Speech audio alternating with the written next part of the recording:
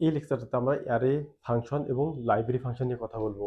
তো প্রথমে যদি আমি বলি যে অ্যারে কি, ঠিক আছে, অ্যারে অ্যারে ঠিক আছে, এই অ্যারে জিনিসটা কি সেটা একটু তোমাদের বলি।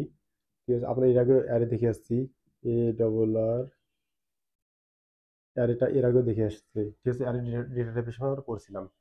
তো অ্যারে কি, আমরা যদি সমজাতীয় ডেটা নিয়ে কাজ করি, একটু আগে আমরা একটা এর আগের লেকচারটাতে আমরা দেখছিলাম যে তোমার দুইটা সংখ্যা যোগ করে।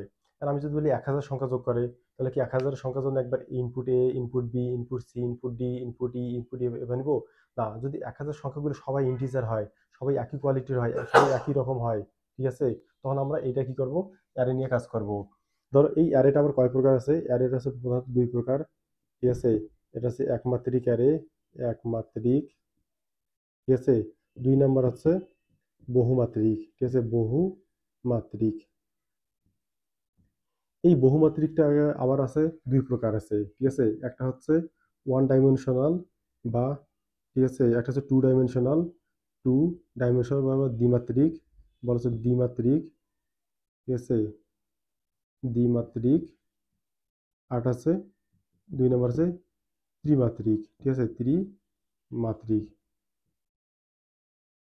তার মানে অ্যারে হচ্ছে কি, একই ধরনের আমরা কি ভেরিয়েবল নিয়ে যখন কাজ করবো, অর্থাৎ একই ধরনের ডেটা টাইপ নিয়ে কাজ করবো, ডেটা নিয়ে কাজ করবো, সবাই ধরো ইন্টিজার, সবাই ফ্লোট, সবাই এরকম নিয়ে কাজ করবো, তখন আমরা কি করতে পারি, অ্যারে ইউজ করতে পারি। তখন আমাদের আলাদা আলাদা করে আর কোনো কিছু দেখাইতে হবে না, একসাথে আমরা নিতে পারবো।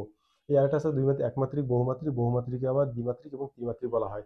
অনেকে বলে অ্যারে তিন প্রকার, একমাত্রিক, দ্বিমাত্রিক, ত্রিমাত্রিক। না, অ্যারে হচ্ছে একমাত্রিক, বহু এবং বহুমাত্রিক, ঠিক আছে। এটাকে বাংলা বলা হচ্ছে ওয়ান ডাইমেনশনাল মাল্টি, মাল্টিটা আছে two dimension and three dimensional. এরপর যদি বলি ফাংশন, ঠিক আছে, ফাংশন। ফাংশন নিয়ে আমাদের তেমন আলোচনা নাই, তারপর একটু জানা দরকার ফাংশন জিনিসটা কি। ধর একটা বিশাল একটা প্রোগ্রাম, তো এই প্রোগ্রামটা আমরা ছোট ছোট ব্লক করে করলাম, যে এখানে এতটুকু কাজ করলাম, এখানে এতটুকু কাজ করলাম, আরেক জায়গায় এতটুকু কাজ করলাম।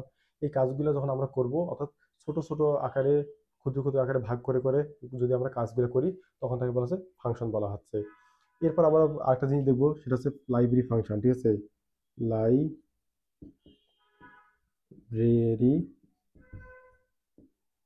ফাংশন।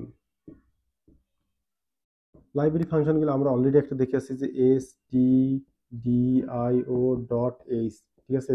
এই লাইব্রেরি ফাংশনটা কি, ইনপুট এবং আউটপুট নিয়ে কাজ করে, ঠিক আছে। এর ভিতরে কি আছে, এর ভিতরে আমাদের একটু আগে দেখছিলাম যে প্রিন্ট টেপ আছে, প্রিন্ট টেপ, তারপরে স্ক্যানএফ, স্ক্যানএফ এগুলো আছে, ঠিক আছে।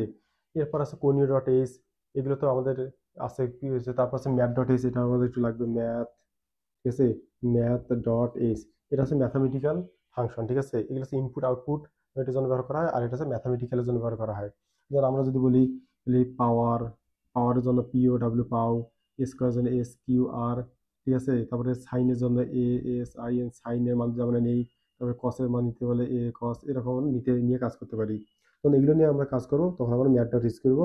আর নর্মালি যখন ইনপুট এবং আউটপুট নিয়ে কাজ করবো, তখন আমরা এই লাইব্রেরি ফাংশনটা ইউজ করবো, সেটা হচ্ছে এস টি ডট এইচ, ঠিক আছে। এই ছিল আমাদের array function, library function. Array হচ্ছে সমজাতীয় ডেটা নিয়ে কাজ করে। সমজাতীয় শব্দটা থাকলে অ্যারে দাগায় দিবা এমসিকিউতে, সমজাতীয়। ছোট ছোট ব্লক হচ্ছে ফাংশন। আর লাইব্রেরি ফাংশন হচ্ছে এই যে ইনপুট এবং আউটপুট এগুলো নিয়ে কাজ করবে, হচ্ছে লাইব্রেরি ফাংশন, ঠিক আছে।